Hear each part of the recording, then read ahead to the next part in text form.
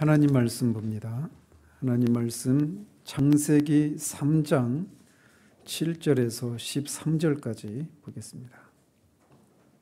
창세기 3장 7절에서 13절까지입니다. 하나님 말씀이 이러합니다. 이에 그들의 눈이 밝아져 자기들이 벗은 줄을 알고 무화과 나무 잎을 엮어 치마로 삼았더라. 그들이 그날 바람이 불 때 동산에 거니시는 여호와 하나님의 소리를 듣고 아담과 그의 아내가 여호와 하나님의 낯을 피하여 동산 나무 사이에 숨은지라. 여호와 하나님이 아담을 부르시며 그에게 이르시되 내가 어디 있느냐.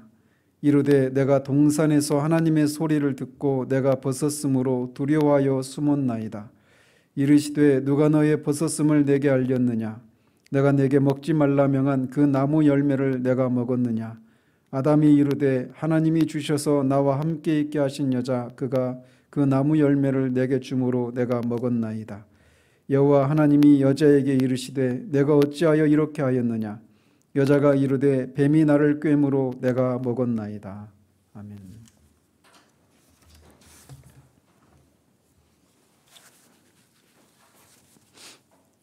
지난주에는 아담과 여자가 하나님이 금하신 선악을 알게 하는 나무 열매를 따먹게 된 그 과정을 살폈습니다. 그 과정은 뱀이 약한 고리였던 여자로 하여금 하나님의 사랑과 하나님의 말씀을 의심하게 하는 것으로 시작이 되었습니다. 그러면서 그것을 먹지 말라고 하신 것은 너희들이 선과 악을 아는 일에 하나님과 같이 되게 되는 것을 막기 위해서 그렇게 하신 것이다 라고 말하면서 그들의 교만함을 건드려서 하나님과 같이 되어서 선악을 알게 하는 일에 하나님과 같이 되고 그걸 먹어도 죽지 않는다라고 하는 것을 통해 결국 그 말에 속아서 결국 따먹은 그 과정을 살펴보았습니다. 오늘은 그 이후의 장면들을 살펴보도록 합니다. 이렇게 아담과 하와는 하나님이 금하신 열매를 따먹고 말았습니다. 그리고 사탄이 말한 대로 그들의 눈이 밝아졌습니다. 눈이 밝아졌다라고 하는 것은 지난주에도 말씀드린 것처럼 그들의 시력이 좋아졌다라고 하는 것이 아니라고 말씀드렸어요. 그것은 눈이 밝아졌다라고 하는 것은 하나님의 말씀과 하나님의 계명에 의해서 하나님의 판단에 의해서 사물이나 어떤 사건들을 바라보는 그런 시각에서 인간 스스로 옳고 그름을 분별하는 그런 새로운 시각을 가지게 되었다라고 하는 의미라고 말씀드렸습니다. 그래서 실제로 이 사탄이 하나님이 금하신 나무 열매를 먹으면 눈이 밝아진다고 했는데 실제로 눈이 밝아졌습니다. 그런데 그래서 이제 이 눈이 밝아져서 하나님의 창조 세계를 전혀 다른 시각으로 바라보기 시작을 한 겁니다. 그전에는 하나님의 판단에 의해서 자기 자신에 대해서 사물에 대해서 하나님에 대해서 모든 것들을 그렇게 하나님의 판단에 입각해서 모든 것들을 판단하고 결정하고 행동을 했지만 이제 전혀 새로운 시각을 가지게 된 거예요.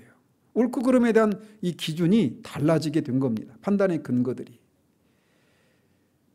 그러면서 눈이 실제로 밝아졌는데 사탄의 말에 의하면 눈이 밝아진다라고 말했을 때는 그게 어떤 부정적인 그런 것을 담고 있지 않았어요. 눈이 밝아지면 선과 악을 아는 일에 있어서 하나님과 같이 된다라고 하는 말 속에는 굉장히 긍정적인 그런 요소가 들어있었단 말이죠. 그래서 지금 상태보다 더 나은, 더 좋은 상태가 된다라고 하는 것을 담고 있었는데 눈은 밝아지긴 했지만 그 말과는 정반대의 일들이 일어나고 말았습니다. 눈이 밝아진 결과 그들이 첫 번째 새롭게 인식한 것은 자기들이 벗은 것을 알고 그것을 부끄럽게 생각했다라는 겁니다. 그 열매를 먹기 전에도 그들은 벌거벗은 채였으나 그것을 부끄러워하지 않았다라고 2장 말미에서 말을 하고 있었는데 이제는 그것이 부끄럽게 인식이 된 거예요. 하나님의 창조 세계가 또 자신이 달라진 것이 아닌데 그것을 바라보는 시각의 변화가 생겨나니까 이전에는 부끄럽게 생각하지 않았던 것이 이제 부끄럽게 생각되는 일이 시작이 된 겁니다. 그것을 지식적으로만 안 것이 아니라 경험적으로 알게 되었기에 이 경험적으로 알다라고 하는 뜻의 그 히브리어 단어인 야다라고 하는 단어를 사용해서 그들이 벗은 것을 알았다 이렇게 말을 하고 있습니다. 이것은 장차 아담의 후손들 누구나 죄를 인식하게 되었을 때 나타나는 그런 전형적인 모습이 이 모습 속에서 우리가 보기 시작하는 겁니다. 즉 사람은 죄를 지으면 그의 양심이 즉각적으로 발동해서 수치를 느끼게 되고 죄책감을 느끼게 되는데 바로 아담에게서부터 그것을 우리가 보기 시작하는 거예요. 그들은 이것을 먹자마자 자신이 벗었음을 알고 하나님 앞에 부끄러움을 느끼고 자신들이 사탄에게 속았다라는 것을 알았지만 이미 엎질러진 물이 되고 말았습니다. 이렇게 그들의 눈이 밝아진 첫 번째 결과는 아담과 하와가, 여자가 그들의 육체를 의식하게 되는 일이 일어나게 된 거예요. 타락하기 전에도 두 사람은 벌거벗었지만 그것은 그들에게 전혀 문제가 되지 않았습니다. 그렇지만 그들이 범죄하고 타락한 순간 수치심이 발동을 했고 그들은 무화과 나무 잎으로 자신을 가리려고 애를 쓰게 된 겁니다. 동물은 자신의 육체를 그렇게 인식을 하지 않습니다. 그렇죠? 우리 집에 있는 그 강아지 뭐 털을 막 쥐 파먹듯이 그렇게 깎아도 전혀 부끄러워하지 않습니다. 다 뭐 완전히 다 밀어버려도 부끄러워하지 않아요. 사람만 자신의 육체에 이런 것들을 인식하기 시작하는 거예요. 근데 그런 일이 언제부터 생겨났느냐? 타락한 직후부터 생겨난 겁니다. 하나님의 형상으로 지음을 받았다라고 할 때 이 몸의 육체도 하나님의 어떤 그 형상의 어떤 부분을 드러낸다라고 말씀을 드렸는데 그렇기 때문에 타락하기 전에도 자신의 몸에 대해서 어떤 부끄러움이나 이런 것을 느끼지 않았었어요. 그러나 이제 그것을 부끄럽게 여기기 시작하는 일이 생겨나게 된 겁니다. 그래서 그 이후에 이제 자신의 육체와 관련된 뭐 단지 그냥 신체적인 문제뿐만 아니라 자기 자신을 하나님이 바라보는 시각이 아니라 다른 사람이 또는 내가 바라보는 시각으로 바라보기 시작하면서 여러 가지 그런 컴플렉스들을 가지게 되는 것이 여기서부터 시작이 된 거예요. 근데 한번 보십시오. 여러분이 정말 하나님의 은혜를 경험하기 시작하면 우리 자신에 대해서 그렇게 많이 인식을 하지 않습니다. 그렇지 않아요? 내 가정 환경이 어떻든 외모가 어떻든 내 성격이 어떻든 뭐 이런 것들에 대해서 크게 관심을 두지 않아요. 가장 큰 관심은 하나님과 나 사이의 관계, 하나님이 나를 사랑하시는지, 내 안에 하나님을 향한 사랑이 있는지 온통 하나님과의 관계 중심으로 모든 삶을 바라보기 시작합니다. 자기 자신에 대해서 그렇게 많이 의식을 하지 않아요. 그런데 타락한 결과 그렇게 자기를 인식하는 자기의 그런 벌거벗었음을 부끄럽게 여기는 것처럼 자기 자신을 자기의 육체를 그렇게 인식하고 의식하는 그런 일들이 벌어지게 된 겁니다.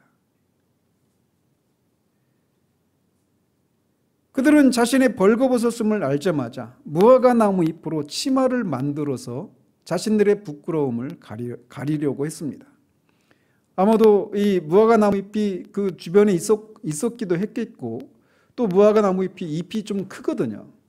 그래서 이제 그 무화과 나무 잎으로 이 임시 방편으로 치마를 만들어서 이 자신들의 부끄러운 부분을 감추려고 하는 행동을 취하게 됩니다.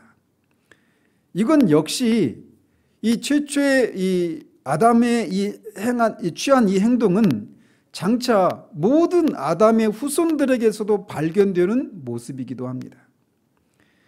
사람은 자신이 죄인이라고 하는 것을 인식하게 되면 즉각적으로 누가 가르쳐 주지 않아도 자신의 노력으로 하나님 앞에 서려고 하는 그런 노력들을 하기 시작하는 겁니다.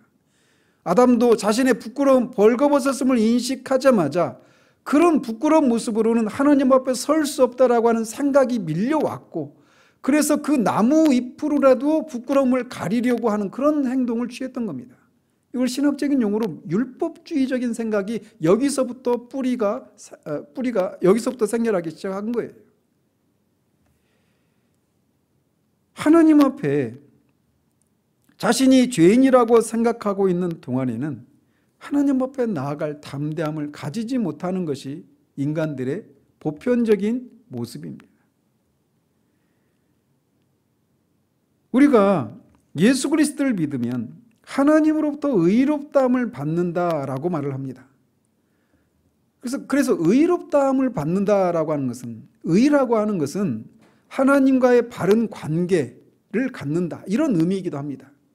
그런데 이 아담이 이렇게 하나님이 금하신 열매를 따먹고 나니까 하나님 앞에 자신이 설 수 없다라고 하는 것을 인식하기 시작한 거예요.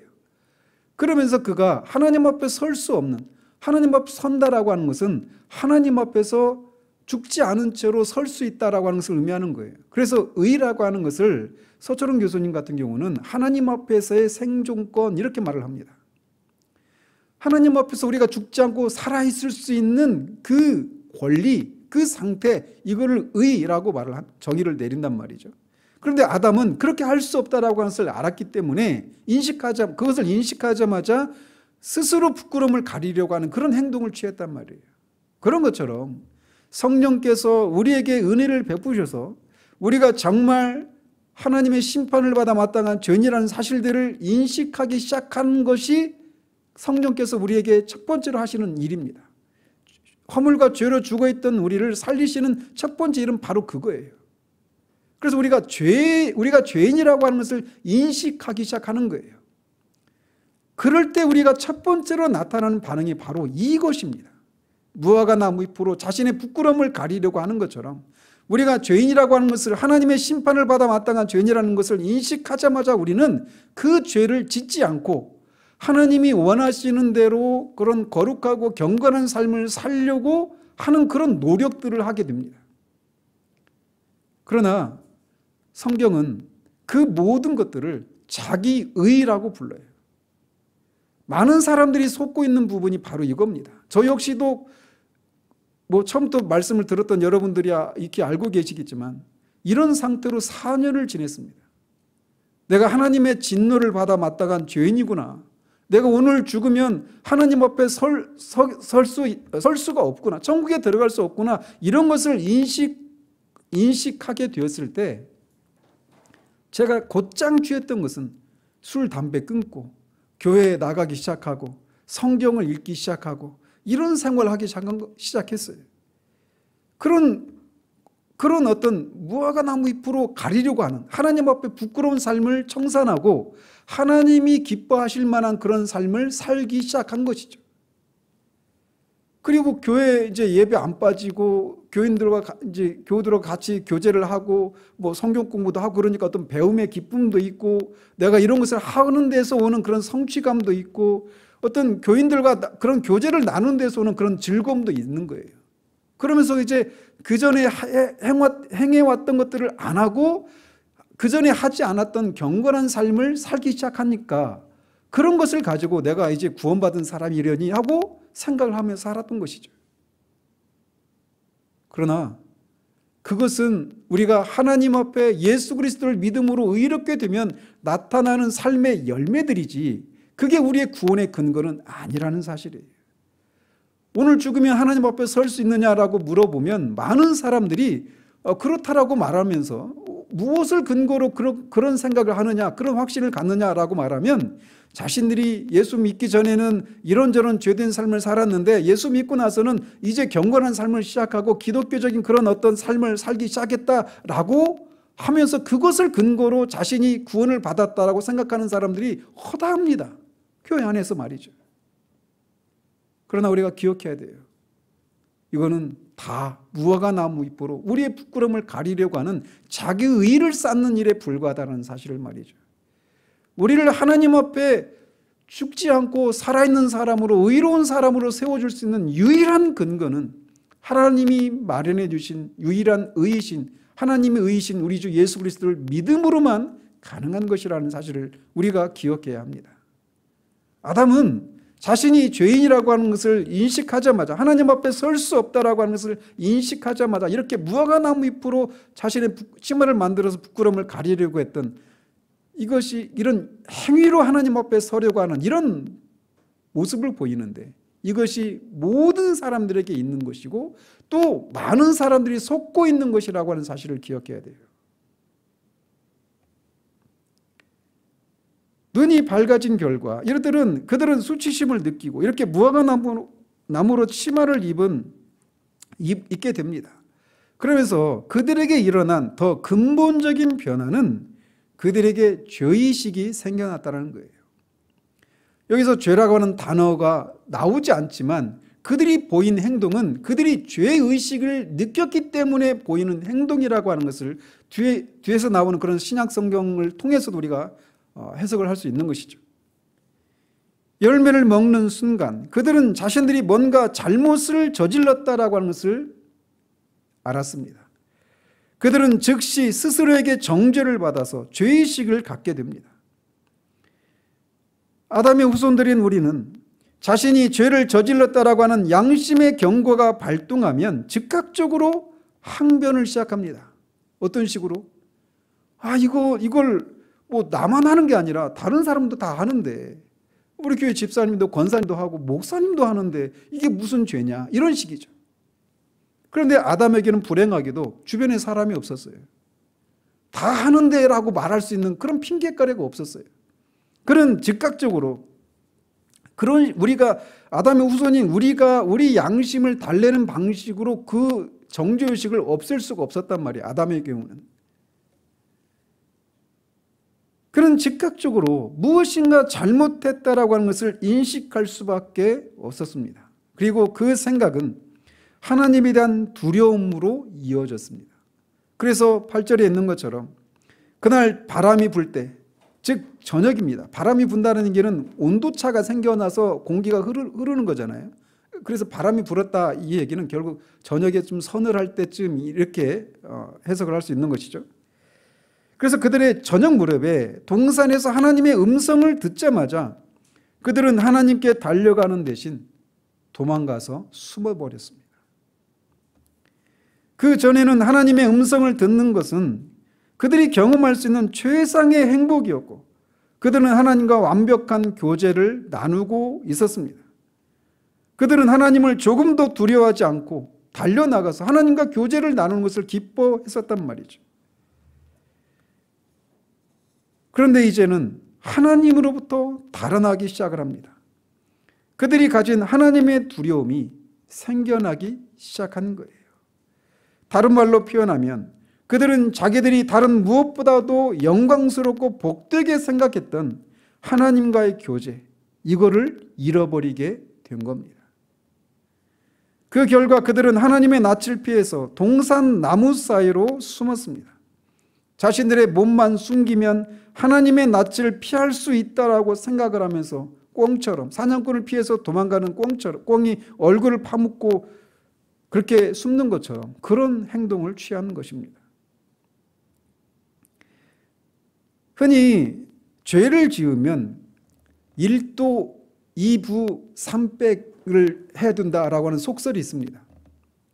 들어보셨어요?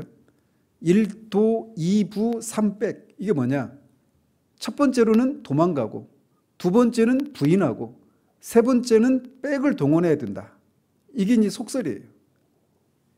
그런데 지금 아담에게서 그것을 보는 거예요. 죄를 저지르니까 일단 도망가는 겁니다. 그리고 뒤에서 살펴보겠지만 그는 그것을 부인합니다. 그래서 그들이 처음 취한 행동은 하나님의 낯을 피해서 도망가는 것이었어요. 사람은 이렇게 죄를 지으면 먼저 양심의 소리를 막고 그 현장에서 멀리 떨어져 있음으로 인해서 하나님의 낯을 피할 수 있다라고 생각을 합니다. 이것은 우리에게서 늘 발견되는 모습이기도 합니다. 양심의 가책을 느끼면 정직하게 자신의 죄를 인정하고 겸손하고 두려운 마음으로 하나님께 긍휼을 구하며 나아가기보다는 일단 그것을 피해보려고 하는, 모면해보려고 하는 그런 일을 하는 거예요. 그런 상태로는 하나님 앞에 나아가는 것은 두려운 일이기 때문에 자신의 죄를 생각나게 하는 현장으로부터 최대한 멀리 떨어지려고 하는 그런 시도들을 아담의 후손들이 하고 있단 말이죠. 그래서 죄를 인식하게 되면 곧장 찬송을 부르는 자리로 나간다든지, 기도하는 자리로 나간다든지, 성경책을 집어든다든지 그런 일을 하지 않아요. 그렇지 않아요? 여러분이 죄인이라는 사실들을 알게 됐을 때, 그리고 그 하나님과의 관계에 어떤 문제가 생겼다라고 하는 것을 인식하게 됐을 때 곧장 우리가 성경책을 집어들고 기도하고 찬송가를 펼쳐들고 찬송을 부르고 또 교인들과 같이 어떤 교제를 나누고 이렇게 하지 않아요. 오히려 그런 것들을 멀리 피합니다. 아이들 말로 잠수 타요. 자신의 죄를 일깨우게 하는 그 모든 환경으로부터, 그런 현장으로부터 최대한 멀리 떨어지려고 하는 거예요. 그래서 많은 사람들이 이 자신의 그 양심의 송사에서 벗어나려고 하는, 그 양심의 가책에서 벗어나려고 하면서 취하는 방편은 이 아담처럼 그것을 기억나게 하는 그 현장으로부터 최대한 멀리 떨어지려고 하는 일을 한다라는 거예요. 시편 139편에서 말하고 있는 것처럼 죄인은 결코 하나님으로부터 피해갈 수가 없습니다. 하나님은 어디에나 계시기 때문에 그래요. 하나님과의 관계를 회복하기 전까지는 결코 그들이 그 하나님의 낯을 피해서 도망가서 얻으려고 하는 그런 양심의 평안, 이런 것들을 결코 얻을 수가 없어요. 이렇게 그들은 하나님의 낯을 피해서 최대한 하나님으로부터 멀리 떨어지려고 하는 떨어지려고 동산 나무 사이에 숨어 있었습니다. 그럴 때 하나님은 그들에게 찾아오십니다. 찾아오시되 여호와 하나님으로서 그들을 찾아오십니다. 비록 아담이 하나님이 백성이 되는 언약을 깨뜨렸지만 하나님은 그들을 하나님의 백성이 되는 것에서 벗어나 흙으로, 즉 무로 돌아가는 것을 원치 않으셨던 거예요. 그래서 그들의 죄에 대해서 심판을 하시되 그들에게 회복의 기회를 주시기 위해서 반역의 현장인 에덴 동산에 그들을 백성의 하나님, 여호와 하나님으로 그들을 찾아오신 것입니다. 이것이 기독교와 다른 모든 종교와의 근본적인 차이입니다. 모든 종교는 죄인이 하나님을 찾아가는 종교예요. 그러나 기독교는 하나님이 죄인을 찾아오는 종교입니다.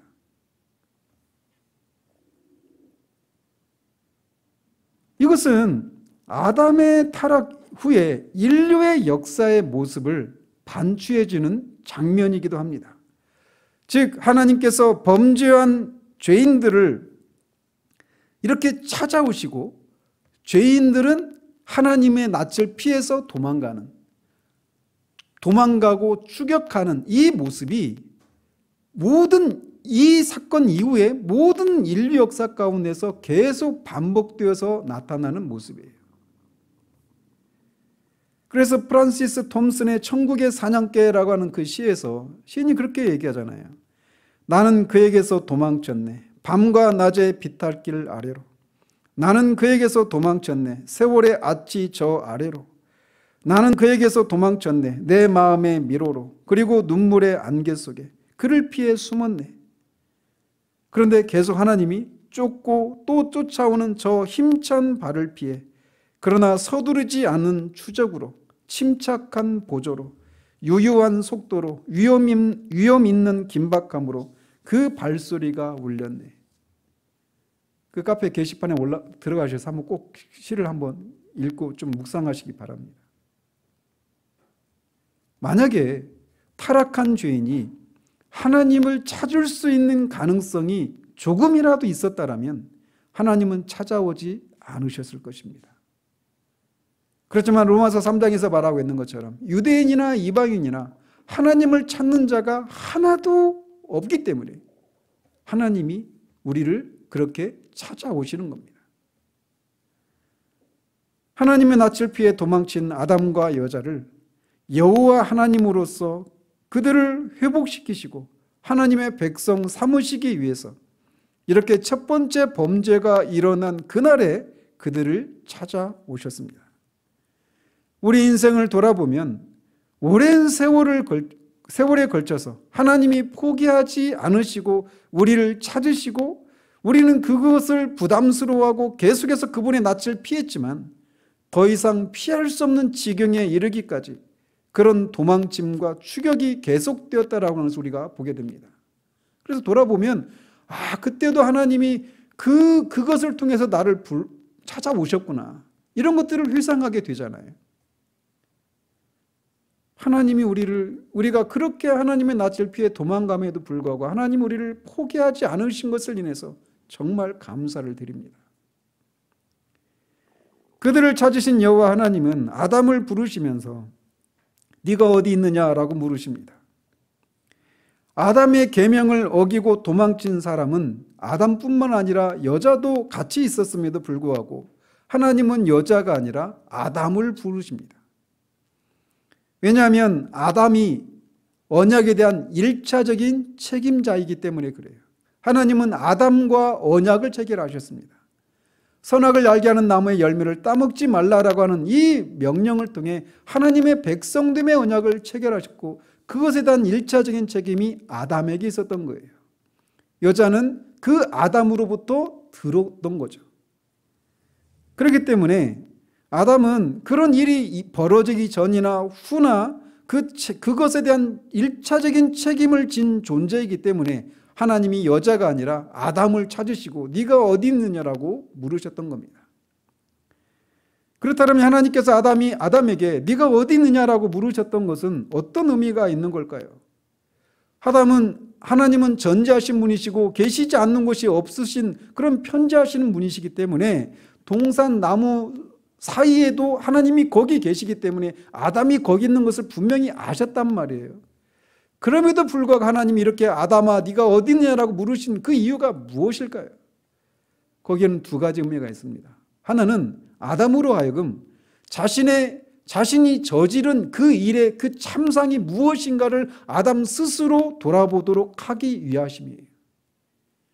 아담아 네가 어디 있냐, 이 얘기는 마치 이 부모가 자식에게 계속 자식을 이렇게 해라 이렇게 하지 말아라 아무튼 훈육하고 양육했음에도 불구하고 자녀가 결국은 부모에게 반항하고 속을 썩여서 어떤 돌이킬 수 없는 그런 실패를 하고 인생을 망친 그 자녀를 바라보면서 이렇게 말하는 것과 똑같은 거예요. 네가 어쩌다가 이렇게 되었냐라고 하면서 막 탄식하면서 애타하는 그 부모의 마음처럼 하나님은 아담을 그렇게 불러내시는 것을 통해서 아담으로 하여금 내가 어떻게 하다가 하나님의 낯을 피해서 도망치는 신세가 되었는가, 내가 하나님의 음성을 듣기를 즐거워하고 하나님과 교제를 나누는 것에서 가장 큰 만족과 행복을 누렸는데 어쩌다가 내가 하나님의 음성을 듣기를 두려워하는 그런 처지가 되고 말았는가 라고 하면서 아담의 실존을, 그 실상을, 그 실체를 아담으로 하여금 스스로 생각하도록 하시기 위해서 이렇게 물으셨다는 거죠.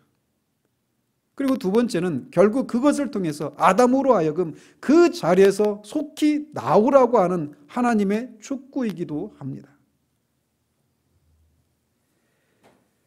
하나님의 낯을 언제까지 피할 수가 없다라는 거죠. 언제까지 그렇게 공포와 두려움에 쌓여서 나의 낯을 피해서 살려고 하느냐. 속히 내 앞에 나와서 너의 죄를 나한테 고하고 나의 도움을 구하라라고 하는 그런 촉구의 질문이었던 거예요. 하나님께서는 바로 이것을 위해서 이렇게 아담을 찾으셨기 때문에 이제 속히 그곳에서 나와서 하나님 앞에 자신의 죄를 구하고 하나님으로부터 해결을 봐야 한다라고 촉구하고 계신 겁니다. 이것은 우리에게도 마찬가지예요. 여러분들 중에도 그런 분들이 있는 줄 알아요.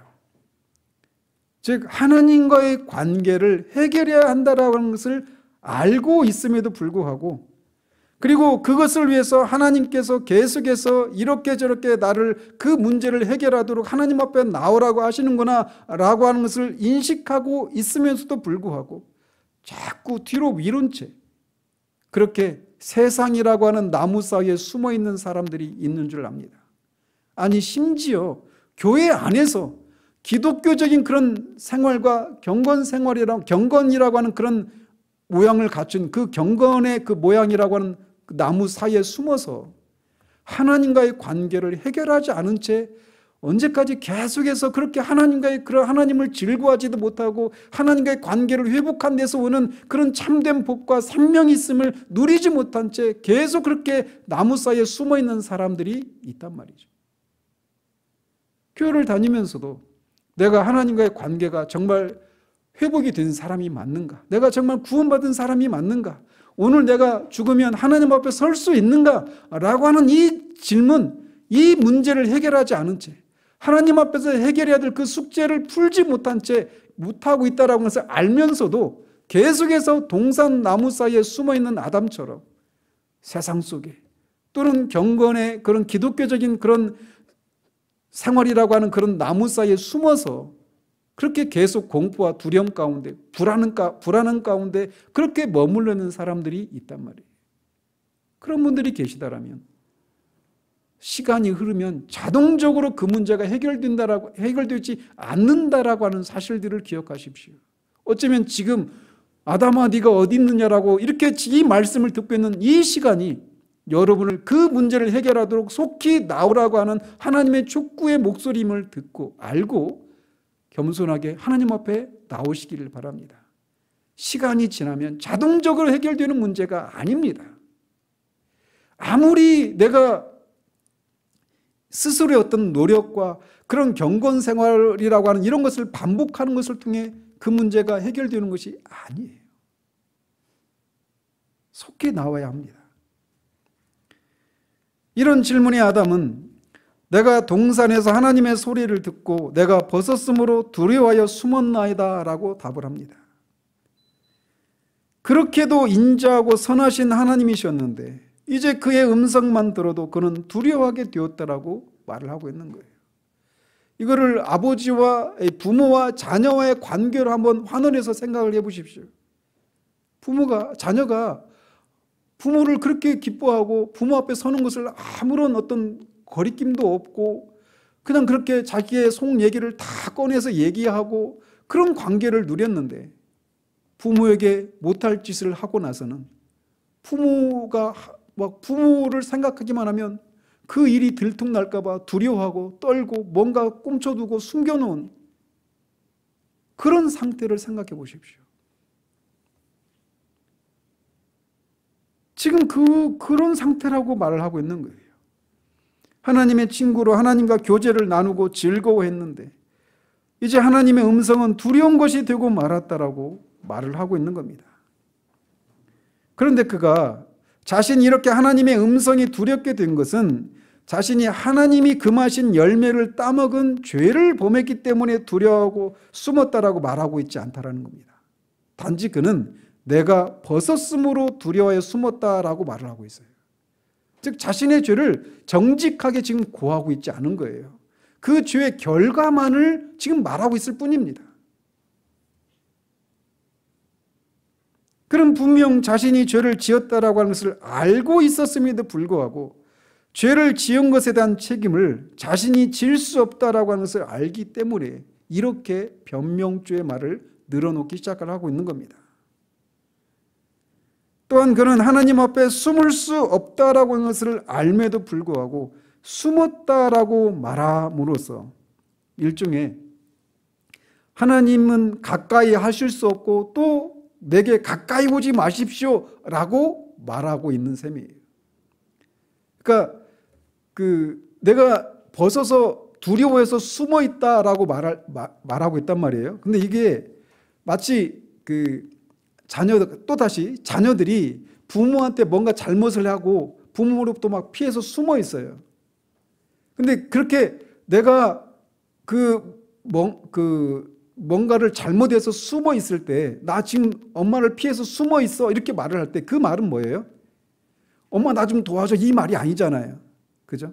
그러니까 내가 엄마한테 가까이 나갈 수도 없고 나 부끄럽고 두려우니까 나한테 가까이 오지 마 이런 얘기와 똑같은 거예요. 지금 아담이 그렇게 말을 하고 있는 겁니다.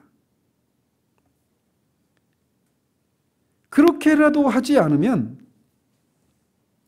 이렇게 사람은 죄를 범하면 일단 숨고 보는 거예요. 그러면서 하나님이 자신에게 가까이 오는 것을 두려워하면서 오지 말라고 이렇게 막 외치는 것이죠. 무신론을 주장하는 사람들도 사실상 이렇게 말하고 있는 셈입니다. 그렇게라도 하지 않으면 하나님 앞에 나와서 하나님과 풀어야 할 숙제들을 풀라는 그 내면의 소리를 잠재울 수 없기 때문에 용기가 없는 개가 도둑이 들면 막 주인을 깨우기 위해서 그렇게 요란하게 소리를 지르는 것처럼 그렇게 하는 것이죠. 아담의 이런 답변에 하나님은 누가 너의 벗었음을 내게 알렸느냐라고 물으십니다. 지금까지 벗은 채로 살았어도 하나님 앞에서 아무런 문제거리가 되지 않았었는데 이제 그것이 두려운 일이 되어서 하나님 앞에 설 수 없게 되었다라고 하는 것은 아담 스스로가 알 수 없고 누군가가 그것을 알려줬기 때문에 그런 일이 발생했다라고 생각하시고 그렇게 물으신 거예요. 그리고는 곧장 그런 인식이 생긴 것은 그가 하나님이 금하신 열매를 따먹었기 때문임을 아시고 내가 너에게 먹지 말라 명한 그 나무 열매를 네가 먹었느냐라고 물으십니다. 이 명령에 순종하느냐 순종하지 않느냐가 사람의 생명과 사망을 결정하는 것이었는데 아담은 그 명령을 어기고 하나님이 금하신 열매를 따먹고 말았습니다. 이것은 하나님의 명령과 그의 인격을 무시하는 행동이고 반역이었습니다. 이 일이 비록 유혹자의 그 유혹 때문에 시작된 것이지만 아담의 동의하에 이루어진 것이기 때문에 그의 책임을 묻고 계신 거예요. 이 아담은 하나님이 주셔서 나와 함께 있게 하신 여자 그가 그 나무 열매를 내게 주므로 내가 먹었나이다 라고 답을 합니다.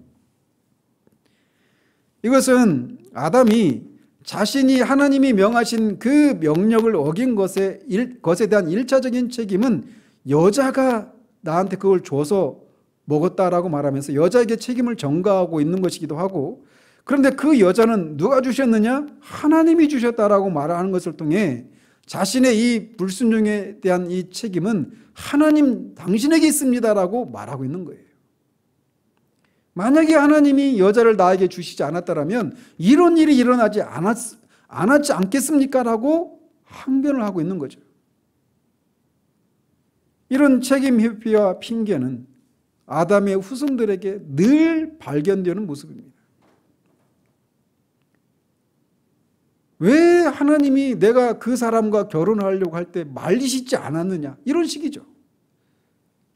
아이들이 학교에서 숙제를 내야 되는데 숙제 다 했는데 밤을 새서 다 했는데 우리 집 개가 다 물어 뜯었어요 라고 그 숙제를 안 한 그 핑계를 대는 것처럼 사람은 모두 자신이 지은 그 죄에 대한 핑계를 다 그렇게 자신이 아니라 다른 누구에게 또는 궁극적으로 그런 환경을 설정하신 하나님께 책임이 있다라고 돌리는 일이 여기서부터 시작이 된 겁니다.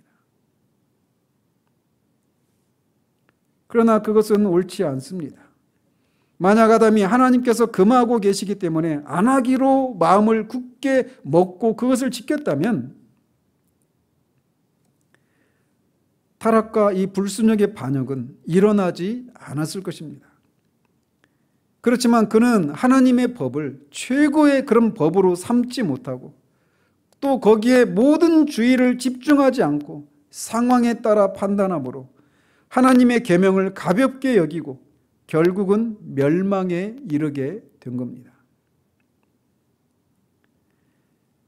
그에게는 수를 헤아릴 수 없이 많은 후손들이 그의 허리에서 하나님과 언약에 동참하고 있었는데 그는 그 책임을 다하지 못한 거예요. 하나님은 아담을 하나님의 인격을 반영하는 하나님의 형상으로 지어서 자기 책임하에 어떤 것을 판단하고 결정하는 인격적인 존재로 지으셨습니다. 한 사람이 인격체다라고 말하는 것은 자신의 그런 판단과 결정에 대한 자기 결정에 의해서 자기 의지에 의해서 무엇인가를 판단하고 결정하는 그런 존재라고 하는 것을 의미하는 겁니다. 그렇기 때문에 비록 그의 아내가 그에게 그 열매를 따먹으라고 했어도 그는 자기 의지로 그것을 거부했어야 마땅합니다. 그는 인격체이기 때문에 그래요. 그렇기 때문에 하나님은 하나님이 주신 여자가 자신에게 주어서 먹었다라고 하는 이 아담의 말은 핑계요, 책임 회피에 불과하는 겁니다. 더더군다나 그 책임 회피를 그 여자를 주신 하나님께 돌리고 있다라고 하는 것은 그가 지금 얼마나 심각한 상태에 빠져들었는가를 말해주고 있는 겁니다. 사람은 인격체이기 때문에 자신의 죄에 대한 책임은 자신이 져야 하는 것입니다. 이어서 하나님은 여자를 추궁하십니다. 네가 어찌하여 이렇게 하였느냐? 그러자 여자는 뱀이 나를 꿰므로 내가 먹었나이다 라고 답을 합니다. 여자도 아담과 같이 자신의 죄를 정직하게 고하지 못하고 뱀에게 그 책임을 전가하고 있는 모습을 보입니다. 그런데 이 대답도 결국은 뱀을 만드신 분이 하나님이시기 때문에 결국은 이 자신이 저지른 이 죄에 대한 책임이 하나님께 있다라고 하는 것을 간접적으로 말을 하고 있는 것과 똑같은 거예요. 만약에 하나님이 뱀을 만드시지 않으셨다라면 또는 뱀을 만드셔도 그렇게 영리한 존재로 만드시지 않았더라면 나한테 이런 일이 없지 않았을 것 아닙니까? 라고 말하는 것과 똑같다라는 거죠. 거듭 말씀드리지만 이렇게 우리의 죄를 내가 아닌 다른 누구에게 또는 그런 사람과 환경을 그냥 내버려 두신 하나님께 책임을 돌리려고 하는 이런 모습은 아담의 후손인 모든 사람들에게서 발견되는 거예요. 지금도 여러분 안에서 그런 생각이 그런 생각들이 막 주마등처럼 스쳐 지나가고 있을지도 모르겠어요. 내가 옛날에 이렇게 저렇게 막 그 책임을 다하지 않았을 때 하나님이 나를 때리셔서라도 그렇게 했어야 하지 않습니까? 이런 식으로 말이죠. 하나님이 그런 환경 가운데 내가 그 사람을 만나기 전에 그 사람 다리 몽둥이를 부러뜨리든지 내가 그 사람을 못 만나도록 어떻게든지 하나님이 막아주셨어야 하지 않습니까? 라고 하는 식으로 말이죠. 내가 어떤 선택을 하기 전에 그 선택을 하지 못하도록 하나님이 막아주셔야 하지 않았었느냐고 하는 그런 핑계들이 우리 가운데 있단 말이에요. 그런 것이 다 여기서부터 기인하는 것입니다. 이에 대해 하나님은 죄에 대한 책임을 각자에게 물으십니다. 왜냐? 아담이나 여자나 다 인격체이기 때문에 그 자신이 그 취한 행동은 결국 자신이 동의하에 한 것이기 때문에 그래요. 요한복음 13장에서도 가룟 유다의 마음에 사탄이 들어갔다 이렇게 표현되잖아요. 사탄이 들어가는 것도 자기가 동의하기 때문에 들어가는 겁니다. 그렇기 때문에 우리는 모든 죄에 대한 책임을 우리가 져야 되는 거예요. 나도 어쩔 수 없어요 이렇게 말할 수가 없단 말이죠. 그래서 하나님이 그 각자에게 책임을 물으신 것은 우리가 다음 주에 살펴보도록 합니다. 그러나 우리가 여기서 기억할 것은 아담은 단지 한 개인으로서 이 죄를 지은 것이 아니라 언약의 대표로서 이 죄를 지었다라는 겁니다. 그렇기 때문에 아담 안에서 모든 그의 후손들이 그 언약을 다 깬 존재가 되는 거예요. 그리고 아담이 죄를 짓고 보인 이런 수치심과 죄의식과 하나님과의 교제에서 끊어지고 두려워하게 된 것과 죄에 대한 책임을 전가하려고 하는 이런 모습과 하나님 앞에 스스로의 노력으로 서보려고 하는 이런 시도들이 이때로부터 시작이 되었고 그의 후손들에게서 공히 발견되는 모습이라는 거예요. 그들의 눈은 밝아졌지만 지금까지 누렸던 복을 초월한 행복이 찾아온 것이 아니라 아담이 어떻게 해볼 수 없는 불행이 물밀듯이 밀려들게 되었습니다. 이것이 오늘날 우리가 사는 세상이 이 모양이 된 원인이에요. 그러나 하나님은 그들의 죄값에 해당하는 벌을 받도록 그들을 내버려 두시지 않고 그들을 여호와 하나님으로서 찾아오셨습니다. 그리고 이런 찾으심은 지금도 계속되고 있습니다. 여러분의 마음에 이런 찾으심이 여전히 부담으로 남아있다라면 여러분에게는 결코 평강이 있을 수가 없어요.